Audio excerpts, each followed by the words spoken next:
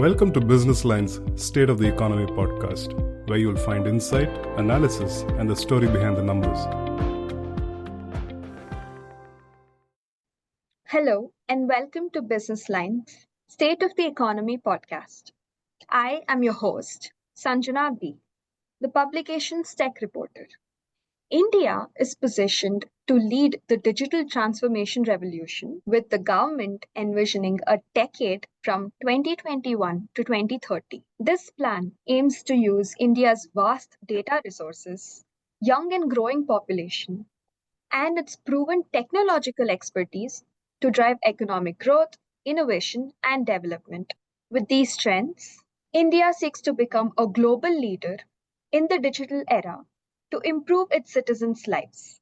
In today's episode, we have Lingaraju Sawkar, also known as Lingu, who is the president of Kyndryl India. He will provide more insights about this journey. I welcome you to today's episode, Mr. Lingaraju. Hey, hello, Sanjana. Thank you. It's a pleasure to be here, and thank you for having me on this very interesting topic for a conversation. Thank you, sir. So we can begin with today's first question. So what do you think has been India's journey in the digital transformation? And how far along are we in this journey? Is the country's journey comparable to its global counterparts? Sure. Sanjana, that's a very broad and interesting question.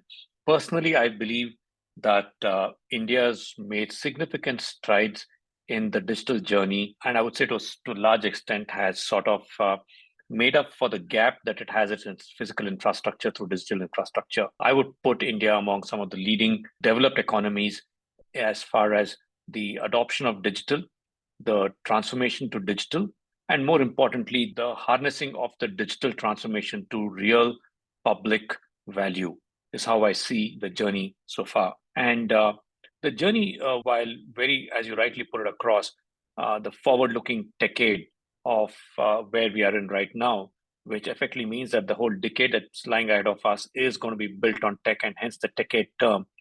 I would also say that the journey for this has been over the past 2 decades, and understanding that journey is also very equally interesting, because while there's the journey itself, but the milestones that have got achieved and what the forward-looking milestone lays itself up for is also very interesting, because there's a very clear distinction between what needs to get done ahead versus what happened in the past. So, and I would draw the analogy to the physical infrastructure of what the US set up on its railroads and then later on the highway system.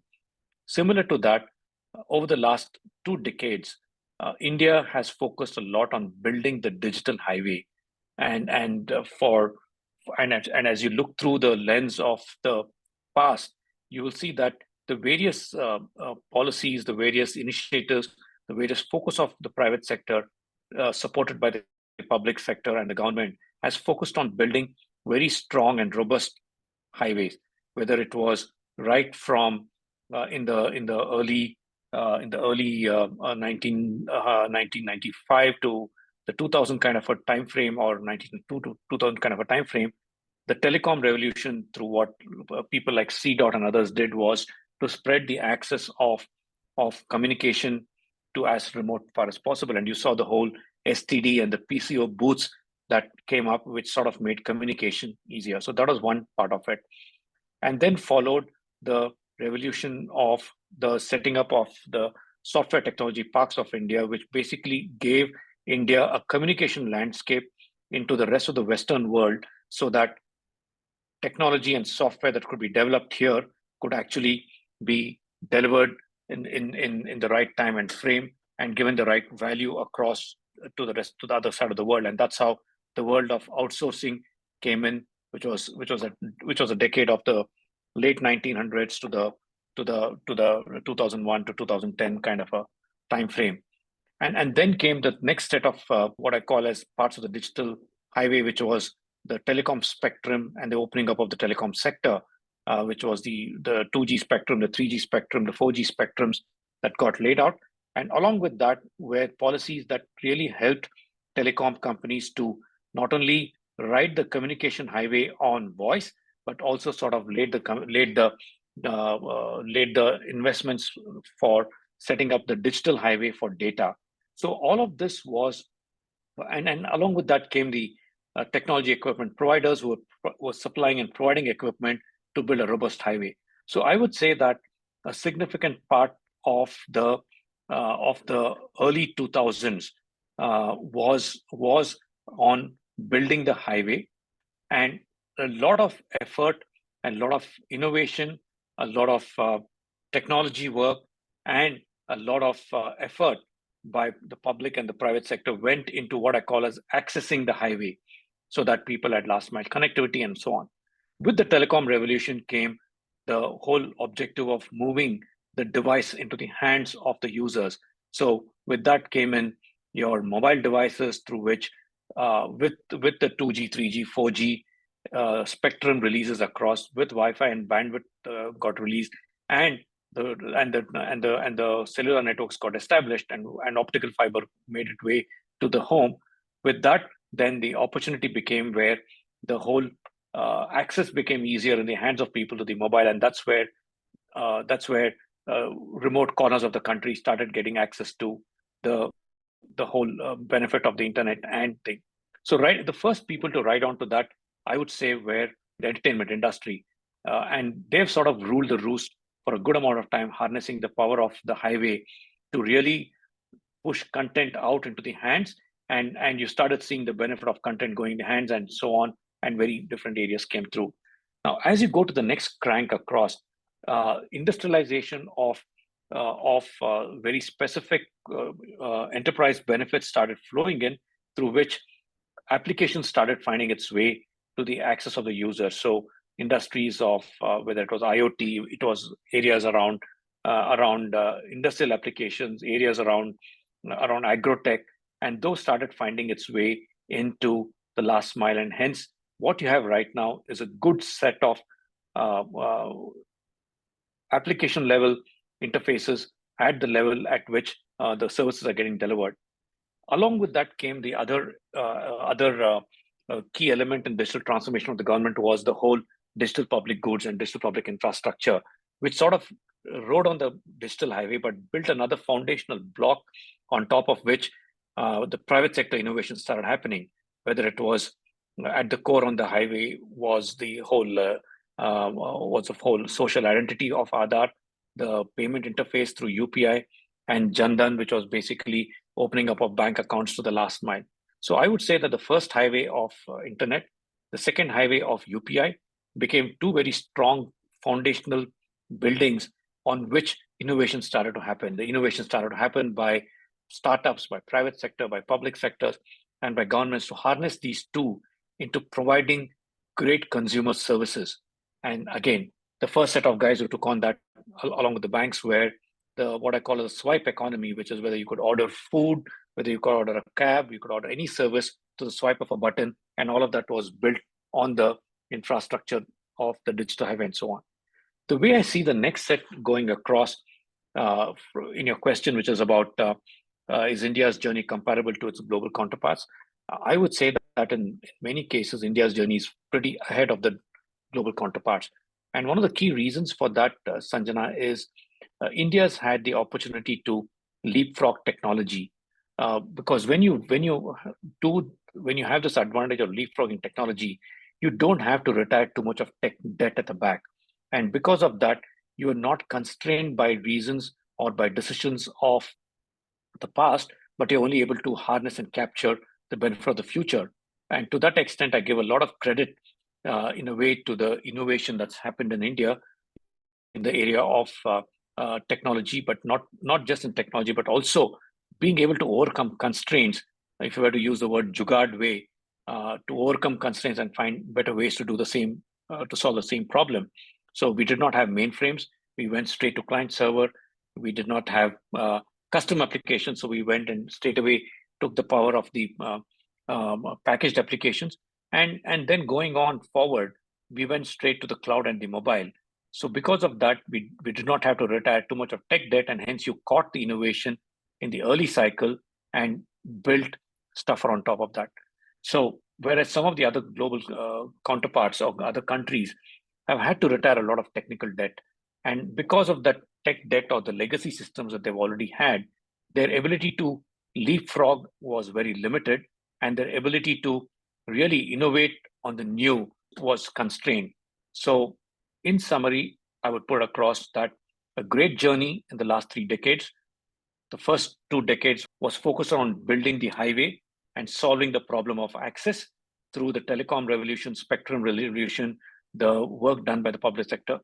The last decade and the going forward, or last half of the decade and the going forward of the decade, is now going to be innovation on top of what's already being built, so that you now start focusing on real last mile, real problems that exist, and real problems that can be solved by not having to reinvent things that have happened in the Western world. In summary, my view is that India's journey is not just comparable, but it has overtaken a lot of its global counterparts because of the mindset, the innovation, and more importantly, having had the opportunity to leapfrog technology without getting constrained to retire tech debt.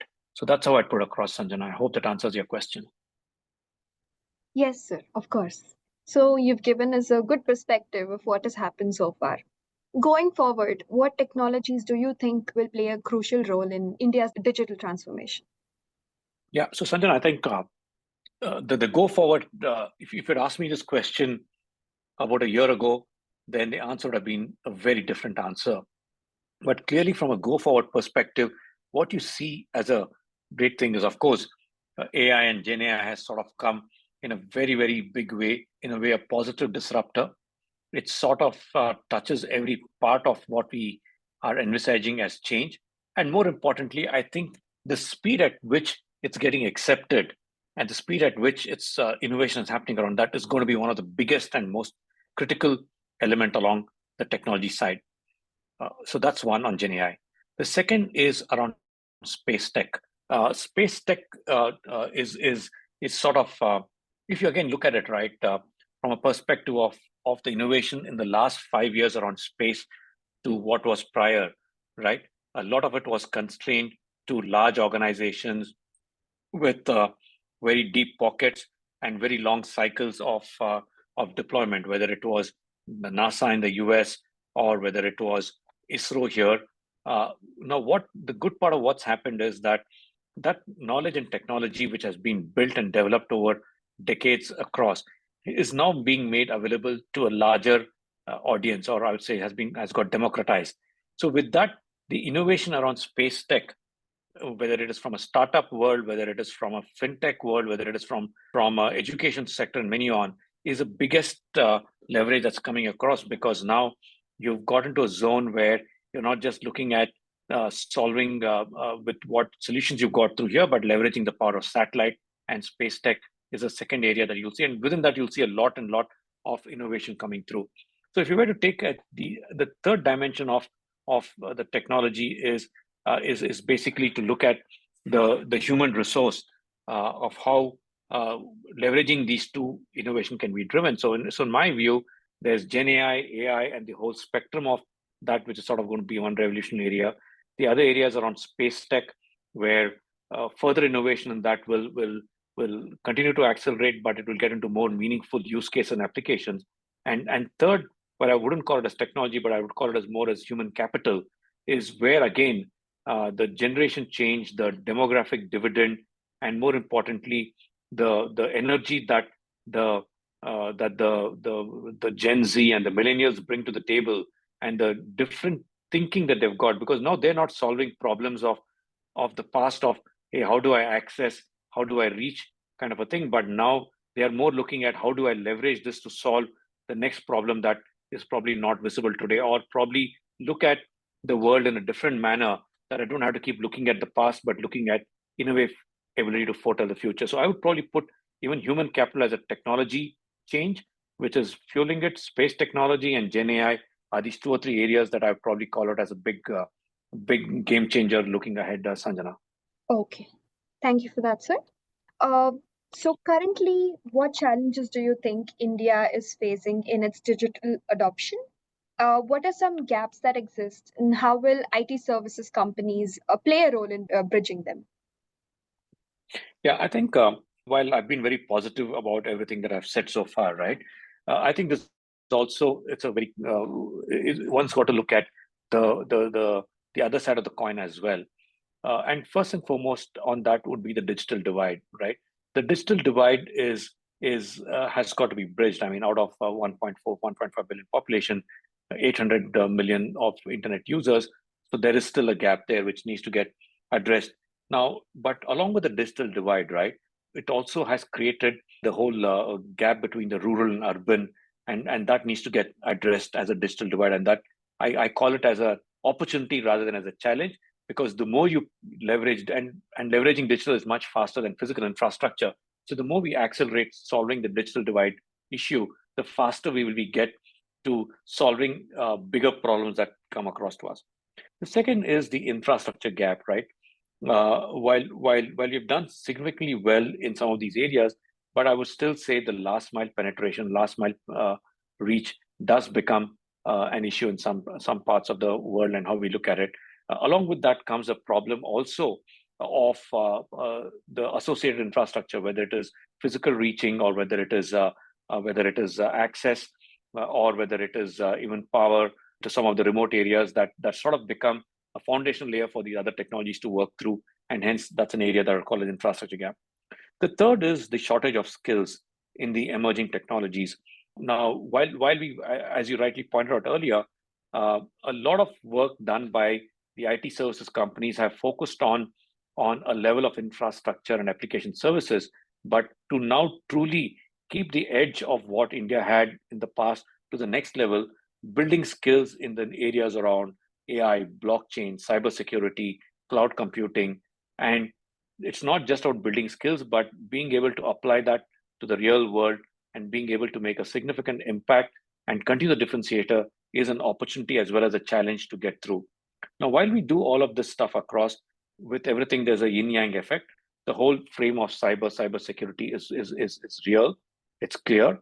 So while people have access to devices and technology across, it's sort of democratized everything on the hand. But along with that comes up the whole issue of cyber threat, cyber protection. And you'd be reading a lot about it. You're seeing a lot of cyber crime going up, the social impact of cyber bullying happening, the further impact of how because on the positive side, because of direct benefit transfer, money is reaching into bank accounts, so at the last mile, but at the same time, it's also reaching the vulnerable sector, and they're really vulnerable to some of these. So that's where I think corporates really have to focus on the social side of solving this. For example, one of the areas that we are focused on as a firm very strongly is a program called Cyber Rakshak, which is to protect women in rural households from cybercrime. So we've embarked ourselves on a sustained program to educate, enable, and protect about 100,000 women who are influencers in the rural community that they serve, so that they are well protected in this field. Along with that, the biggest thing which is now coming up is around cyber at a children level, right? In schools and colleges, where children are getting vulnerably attacked through cyberbullying, cybercrime. And so we've taken upon ourselves as another program called Cyber Rakshak to protect, to educate and protect children from these. So that's what I call as at a human-centric approach we got to take. But along with that is also protecting the business assets and the banking assets and everything else from cyber issues that sort of play a very key role. So I would put these are the top three challenges I would put across. But having said that, from an IT services part of the question that you asked, I would say that look, the skilling and the opportunity for us to continuously maintain that competitiveness in the rest of the world, so that the tech sector still remains strong as a strong differentiator in driving global digital transformation, is a great area. The talent gap as an opportunity which the industry is going through, which is how do you quickly accelerate the harnessing of the new technologies, adoption of new technologies, and the embracement of the constant learning environment is a challenge as well as an opportunity for the industry. Promoting inclusion and diversity, right? For long, I think while the sector has made progress, it's still at about 36% of the workforce are women. How do you increase the aperture for that? How do you drive more, create more policy frameworks? How do you enable the women workforce to come into the workforce and contribute? Is a significant opportunity and challenge. One of the areas that we've taken upon ourselves is working on certain policies that do this, whether it is a policy around return to work or sheet tech lead. And a third one that we did, one of the first firms to do that was to provide a holiday for women, to a privilege or a holiday for women to take for the course of menstruation or menopause, so that it makes them comfortable and work. So we declared that as a day where women can decide not to come to work, and they can take a time out without any questions asked. So basically, it's upon organizations to create policies to facilitate the growth and enhancement of the workforce, which is far more inclusive and diverse rather than a stereotyped kind of a workforce that gets across. Along with that, it's also giving back to society. As I said, the divide, the digital divide, the physical divide, and the economic divide, I think technology has a great opportunity to bridge it. And it's upon all of us in this industry to really take it upon ourselves, either through volunteering programs or direct programs or even innovation programs, to sort of bridge this digital gap and sort of level the level playing field. What technology has done is to democratize information and capabilities, and now taking it upon ourselves to sort of reduce the gap that exists between the haves and have-nots is how I see as an opportunity and a challenge for the services sector to take a lead on in this area, Sanjana. Okay. And sir, across what sectors can technology be used to make things easier for Indian enterprises and ultimately its citizens? I think today, Sanjana, there's not a single sector that you can single out where technology does not play a role. Apart from the usual ones that we've all seen in the past, which is the telecom sector or banking sector or retail or whatever, I would like to put a lot more emphasis on what makes an impact at the human centric approach, right? And where you can really make a significantly shift up. So, for example, in the area of agri and agri tech, what can be done to apply technology, to apply all this to enhance productivity, to enhance the capability of or productivity of the farmland, as well as ability to maximize in the limited resources. So how are you able to bring technology to that? For example, in places which are landlocked or places where there's water deficit, how can you still bring in technology that can give a significant dividend? For example, when you look at Israel, the way they have made advances in agro technology and agri in terms of productivity is an opportunity for us, as well as a great place to start with. The second is around healthcare, right? I think thanks to the government's initiative on Ayushman Bharat and so on, but still, how do you accelerate the leverage of tech to the last mile?